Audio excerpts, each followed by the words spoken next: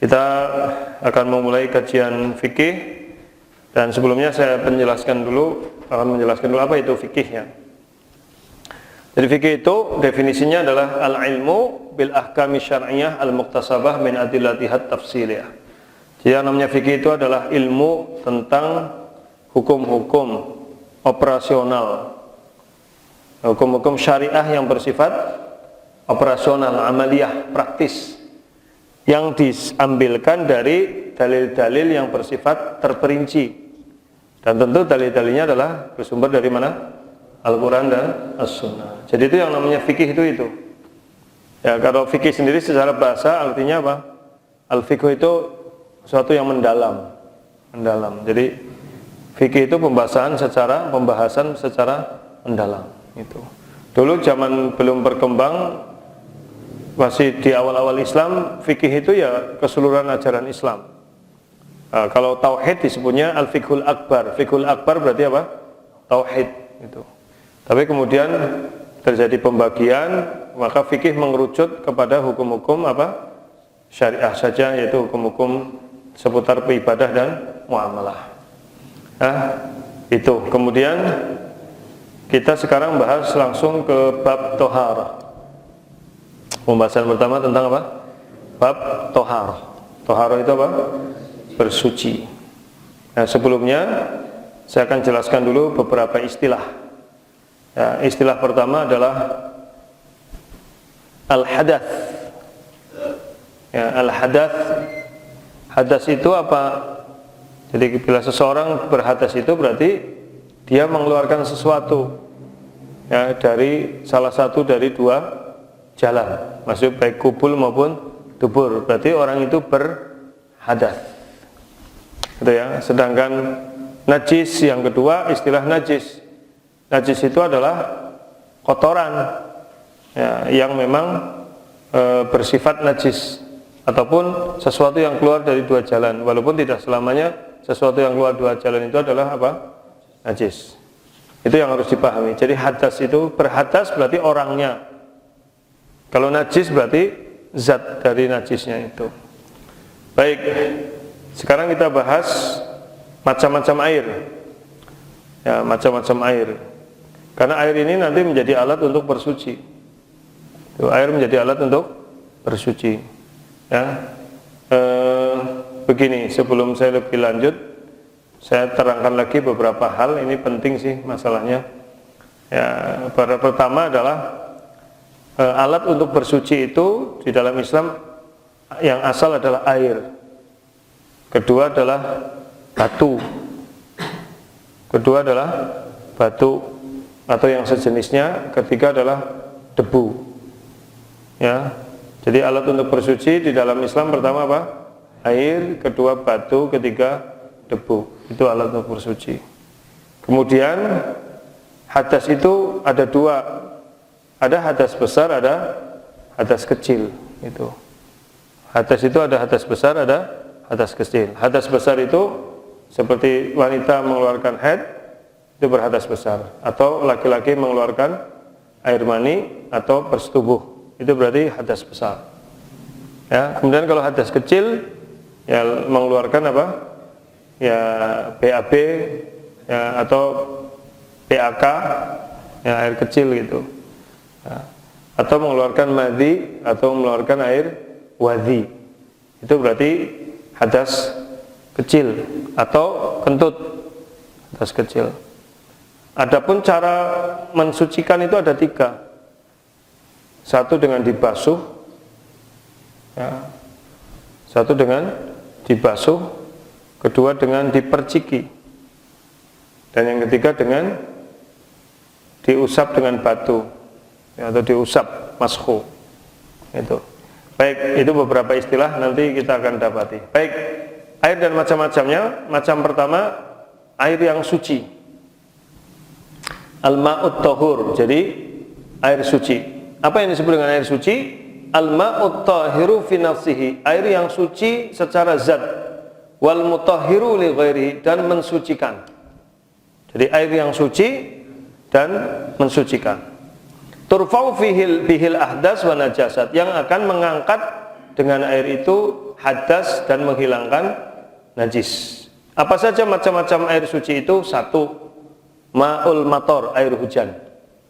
Jadi air hujan itu suci. Dalilnya adalah surat Al-Furqan ayat 38. Al-Furqan ayat 38. Wa anzalna minas sama'i ma'an tahura.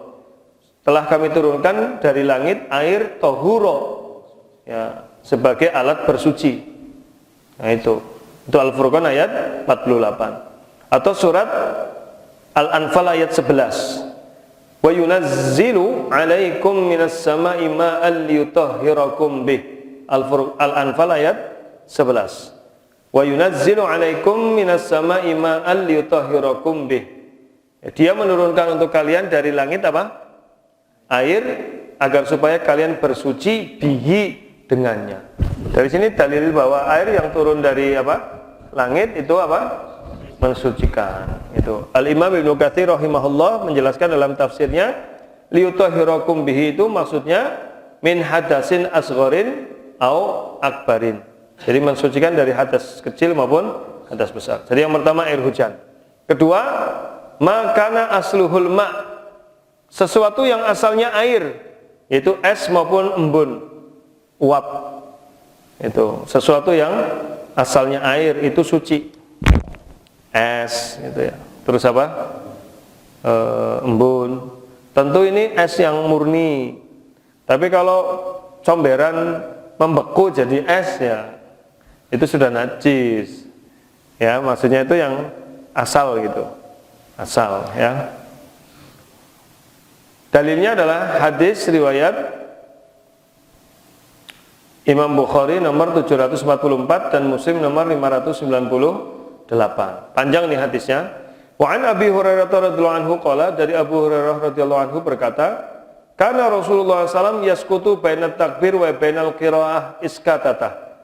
Suatu saat Rasulullah itu ketika sedang sholat diam beberapa saat antara takbir dan antara bacaan Al-Fatihah. Jadi antara takbir dan bacaan Al-Fatihah Rasulullah diam sesaat. Ya. Kemudian Abu Hurairah bertanya, bi abi anta wa ummi ya Rasulullah. Maksudnya bi abi anta wa ummi ini sebuah kata untuk menunjukkan maksudnya ya demi Allah gitu. Iskatuka bainat takbir wal qiraah mataqul. Ketika engkau diam antara takbiratul ihram dan bacaan Al-Fatihah itu, engkau membaca apa? Qal, Rasulullah menjawab, aku mengucapkan Allahumma ba'id baini wa baina khotoyaya kama ba'adta bainal masyriqi wal maghrib. Allahumma naqqini minal khotoya kama yunaqqas sabul abyadu minad danas. Allahumma ghsil khotoyaya bil ma'i wassalji wal barad. Nah, di sini ada kalimat bil ma'i wassalji wal barad, dengan air, es dan embun. Berarti menunjukkan es dan embun itu suci. Udah ya. Ketiga, sumber air, mata air atau sumber air. Tuh, mata air atau sumber air itu.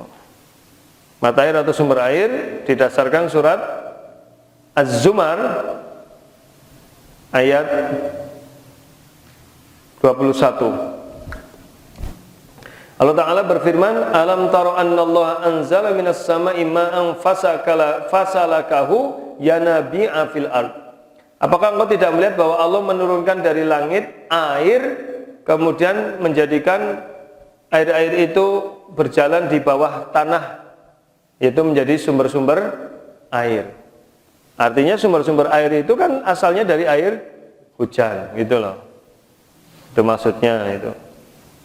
Baik, terus yang keempat, ma'ul bahar, air laut. Ya, jadi air yang suci mensucikan, satu air hujan, dua sesuatu yang asalnya air, ketiga mata air atau sumber air, keempat air laut. Didasarkan hadis riwayat Malik, ya, dan Abu Daud nomor 76 dari Abu Hurairah. Sa'ala rajulun nabiyya sallallahu alaihi wasallam faqala. Ada seorang laki-laki bertanya kepada Rasulullah dan bersabda dan berkata, ya Rasulullah, wahai Rasulullah, inna narkabul bahra, kami menaiki kapal, ya, wa nahmilu ma'anal qalil minal ma', kita hanya membawa sedikit air. Fa in tawadda'na bihi atishna. Kalau kita gunakan untuk wudu, ya kita akan kehausan nanti. Gitu. Afana tawadda'u bima'il bahar, apakah kita akan wudu dengan air laut? Faqala Rasulullah sallallahu alaihi wasallam bersabda, huwa tahuru ma'uhu al-hillu maitatahu. Air laut itu suci airnya dan halal bangkainya. Itu jelas. Jadi laut itu suci airnya, halal bangkainya. Berarti air laut itu boleh untuk berwudu. Rasanya kayak apa? Layak. Kalau tanya rasanya kayak apa, ya pokoknya suci gitu. Boleh untuk wudu. Yang kelima, ma'u zamzam, air zamzam. Karena dari riwayat dari Ali, anna Rasulullah SAW da'a bisajalin min ma'i zamzam fasyariba minhu wa tawadda. Hadis riwayat Ahmad.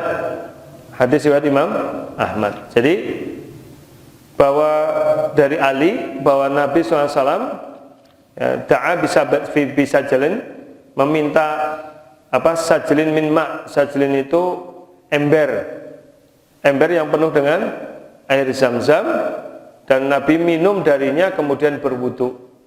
Dari sini menjadi dalil bahwa air zam-zam itu suci. Air zam-zam itu apa? Suci. Terus yang keenam, nah ini mulai agak mendalam ini. Yang keenam, al-ma'ul ajin. Al-ma'ul ajin itu apa? Air yang berubah rasa dan warna. Itu. Jadi air suci diantaranya apa? Air yang berubah rasa dan warna karena lamanya ngendap. Apa itu? Jadi misalkan naruh air di bak berhari-hari sampai apa? Ya, sampai berubah warna dan rasanya, ya, atau bercampur dengan sesuatu yang suci, tetapi tidak mungkin dihindari, asal tidak bercampur dengan yang najis loh. Bercampur dengan zat-zat yang suci tapi nggak bisa dihindari, seperti lumut atau daun-daun pohon, ya kan? Air kalau kena daun-daun pohon kan kadang berubah warnanya. Terus sabun atau tepung, itu. Jadi air walaupun berubah warna dan berubah rasa, ya karena bercampur dengan zat-zat yang suci, gitu, maka tetap suci. Gitu. Contohnya tadi bercampur dengan tepung, bercampur dengan lumutan, bercampur dengan daun-daun, ya kan, terus bercampur dengan sabun. Iya, sama, asal bukan najis. Ya. Jadi air yang lama ngendon sampai berubah warna dan rasa. Yang berubah warna dan rasa jelas orang enak kan. Lah ya. Ya tergantung, tapi yang campur sabun ya ora apa-apa. Yang penting campurannya suci, maka itu tetap suci. Demikian juga bila air itu berada di kantong air yang terbuat dari kulit. Kalau lama kan tetap bau. Terus terbuat dari tembaga, itu. Pokoknya selagi tidak bercampur dengan najis, ya airnya tetap suci. Atau berubah karena air ikan, itu, ya. Jadi atau binatang-binatang laut. Jadi ada air disoki banyu akeh, nanti mambu amis. Ya amis itu enggak najis, ya tetap suci. Cuma kolu apa orang anggone kan iku mbok. Tapi kalau memang tidak ada air, ya itu tetap suci. Dan itu nggak mungkin dihindari. Nggak mungkin dihindari. Ya. Dalil-dalilnya banyak. Diantaranya hadis riwayat Bukhari nomor 1253, Muslim nomor 939. Dari Ummu Atiyah berkata, dakhala alaina Rasulullah SAW hina tuwfiya ibnatahu. Jadi suatu saat Rasulullah itu masuk ke rumah para istrinya ketika meninggal putrinya. Dan Rasulullah bersabda, "Iksilnaha salasan aw khamsan aw aktsar min dalika." Mandikanlah anakku itu dengan apa? 3 kali, 5 kali atau lebih daripada itu. Ya. In ra'aitunna, jika sudah kamu lihat itu, salah satunya mandikan dengan air wasidr dan daun sidr. Waj'alna fil akhir kafura, dan yang terakhir gunakan campuran wangian. Fa idza faragtunna, jika kalian sudah selesai, fa'adinnani, panggil aku. Falamma faragna, setelah kami selesai, adannahu, kami memanggil beliau. Fa'atahu hikwahu, maka kami memberikan kepada beliau kain untuk dijadikan apa? Kafan. Faqala, maka Nabi sallallahu alaihi wasallam bersabda, asy'irnaha iya, pakaikan sebagai apa? Kafan kepadanya. Ta'ni izarahu, yakni apa? Izarahu itu apa? Kainnya. Nah, di sini mana dalilnya itu tadi? Airnya dicampur daun sidr, ya kan? Nah, daun sidr kan suci, tapi kan sudah berubah. Atau dicampur kapur wangi-wangian. Nah itu, maka tetap mensucikan. Ya, itu. Hadis lain riwayat Nasa'i nomor 234 dari Ummu Hani. Anna Nabi sallallahu alaihi wasallam ightasala wa Maimunah min ina'in wahidin. Pernah Nabi itu mandi bareng istrinya yang bernama Maimunah dalam satu bejana fi qas'atin fi atharul ajin, di sebuah gayung yang gayungnya masih ada bekas adonan terigu. Itu tetap suci. Ya udah. Itu jadi dalil bahwa ada air yang telah berubah warna dan rasa dan bercampur dengan zat yang suci, tetap hukumnya apa? Suci dan mensucikan. Adapun dalil yang menunjukkan boleh berwudu bersuci dengan menggunakan air yang telah lama di dalam tempat dari tembaga adalah ini dari Abdullah bin Zaid. Ya, Rasulullah datang, maka kami mengeluarkan untuk beliau air fitaurin min sufar, tempat dari kuningan.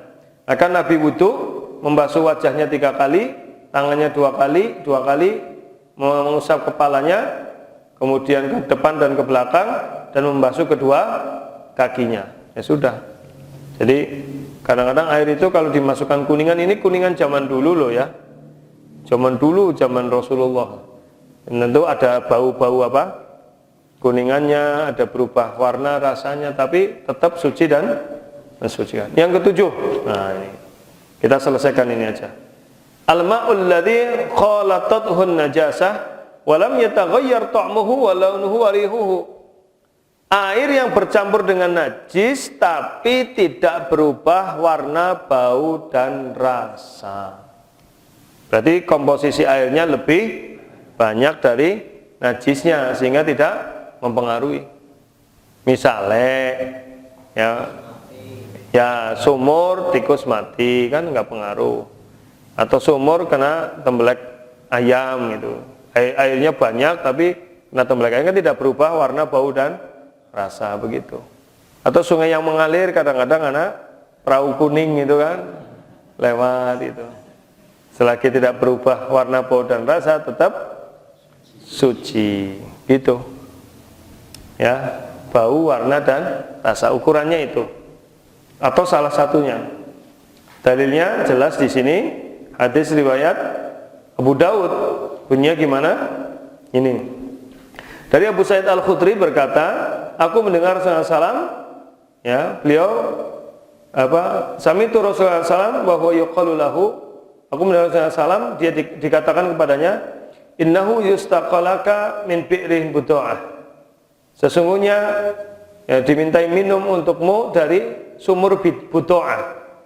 Apa sumur buto'ah? Sumur buto'ah itu sumur yang dilemparkan di dalamnya bangkai-bangkai anjing dan bekas-bekas haid.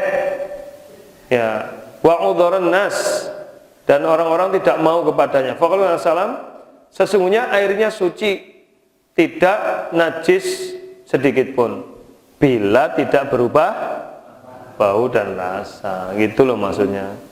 Jadi ya kita tentu bukan berarti kemudian ini, jadi ada bangkainya, ada ya, tapi saat itu sumurnya tetap tidak berubah warna, bau dan rasa, berarti tetap suci. Kalau sudah berubah salah satunya, misalkan bau atau warnanya berubah atau rasanya jadi ayit, bahaya, tentu nggak bisa. Itu jelas ya. Itu dalam hadis lain disebut idza balaghal ma'kullatain lam yahmilil khabas. Jika air sudah mencapai 2 kulah, maka tidak akan menjadi rusak, bercampur dengan kotoran. Ya tergantung kotorannya sebira. Airnya 2 kulah, kotorannya sekulah, ya sama saja. Yang penting ukurannya bukan ukuran kulah sebenarnya. Bukan ukuran kulah, tapi ukurannya adalah berubah warna, bau atau rasanya bila bercampur najis. Kalau bukan najis mau berubah nggak masalah. Tapi kalau sudah najis, ya tetap najis. Kedelapan, nah ini yang kita nggak ngerti. Al-ma'ul musta'mal, air yang sudah digunakan itu tetap suci. Bisa digunakan lagi. Iya bisa. Ya, suci. Kenapa? Karena tubuh manusia itu suci, nggak najis. Jelas ya? Itu karena tubuh manusia suci nggak najis. Kecuali kita menyak tembelek terus dibasuh, lah air bekas basuhannya itu kan sudah berubah warna, bau dan rasa dengan najis, kan sudah beda. Paham ya? Ini dalam kondisi normal, kita wudu, air bekas kita pakai wudu maupun mandi dipakai lagi. Ya, kecuali kecampur pipis. Ya otomatis kan berubah warna, bau dan rasa. Itu, ya. Hah? Air sop. Air sop tadi sudah yang pertama, yaitu air yang berubah apa? Bercampur ya. Ya bercampur tapi bukan najis gitu. Lah iya, kalau kolam renang masuk yang tadi. Kan kolam renang ada orang pipis apa, ya asal tidak berubah warna, bau dan rasa. Ya, kan lebih banyak apa? Airnya gitu.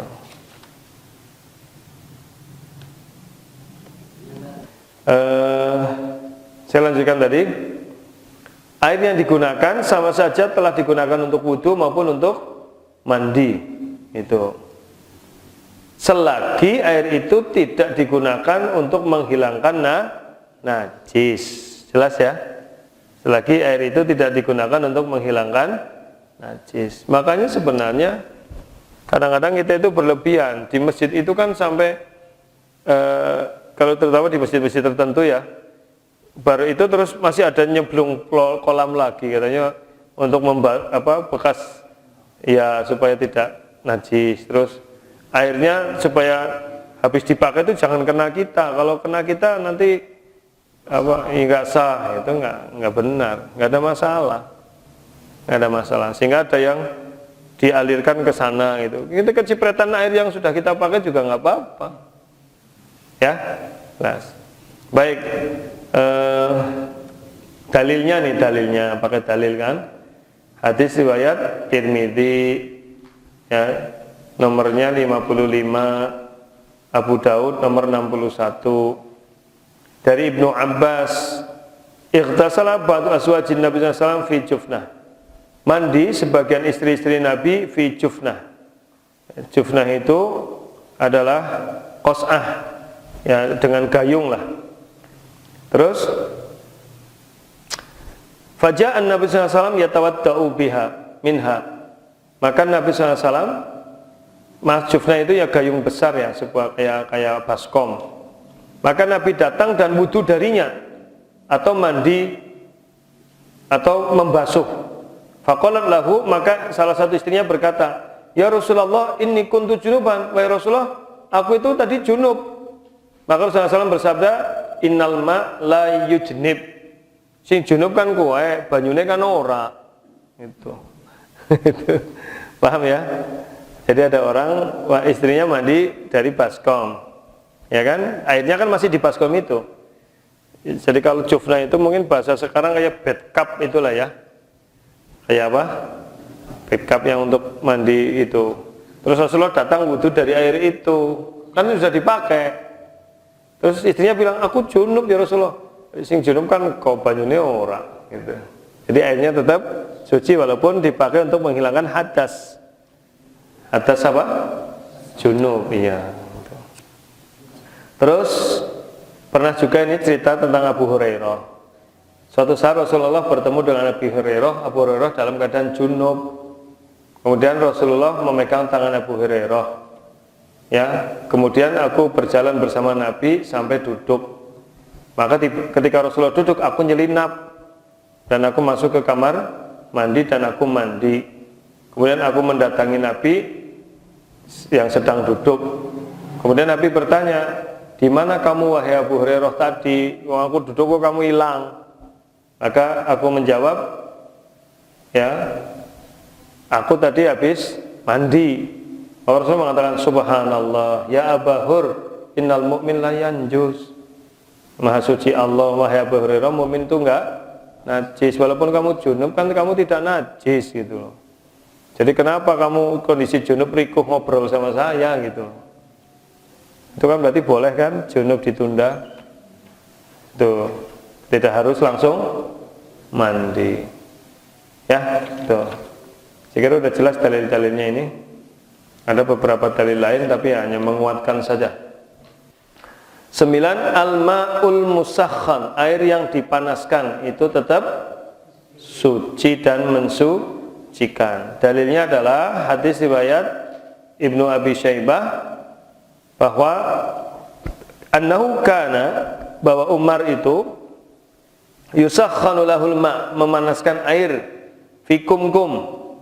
Kumkum itu ya ma yuskhanu fil ma' min nuhas, jadi tembaga yang untuk memanaskan air. Bokor yang terbuat dari tembaga yang lehernya kecil. Iya, kayak dandang lah. Dandang kan lehernya kecil, sininya gede gitu. Itu namanya bahasa Arabnya apa? Kumkum. Fayak tasilu bihi, kemudian digunakan untuk mandi. Itu menjadi dalil boleh. Adapun dalil la taghtasilu bil ma'il musyammas fa innahu yuharisul baras fa innahu lam yuthabbit. Jangan kalian membasuh atau mandi dari air musyammas karena itu bisa menyebabkan penyakit kulit. Itu hadis tidak sahih, dhaif. Ya, itu dhaif. Hadisnya dhaif mauquf. Itu. Ya, jadi tidak mengapa. Bila misalkan air di bejana dari Kuningan kena panas langsung sampai panas, ya, terus itu kan ada hadis jangan bersuci dengannya, ya, karena akan bisa menyebabkan penyakit kulit. Itu ternyata hadisnya dhaif, jadi nggak masalah. Iya, itu ternyata hadis dhaif. Sudah? Itu dipanasi heater itu termasuk ya? Water heater itu kan? Iya, sama aja. Itu kan pemanasnya juga pakai tembaga kan? Terus dipanasinnya itu berarti boleh. Gitu. Baik, sudah selesai untuk air suci. Jadi air yang suci dan mensucikan itu ada 9. Itu.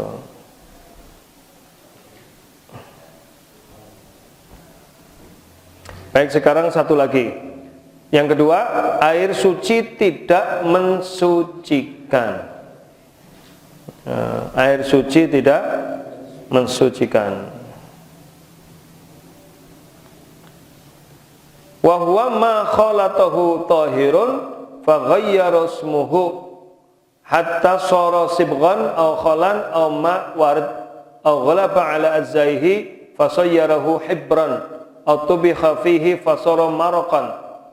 Jadi air yang suci tidak mensucikan adalah air yang bercampur dengan sesuatu yang suci tetapi sudah berubah nama menjadi misal tinta atau cuka atau air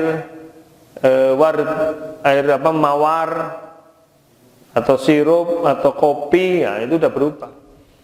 maka itu suci tapi tidak mensucikan. Sudah. Ya. Atau dimasak sehingga menjadi marokon, kuah. Marokon itu kuah gulai. Makanya itu ada jual marek. Marek itu gulai, marok sebenarnya pakai kof tapi lahjahnya lahjah Quraisy jadi pakai G. Marok jadi dibacanya marek. Ya, maregi jadi.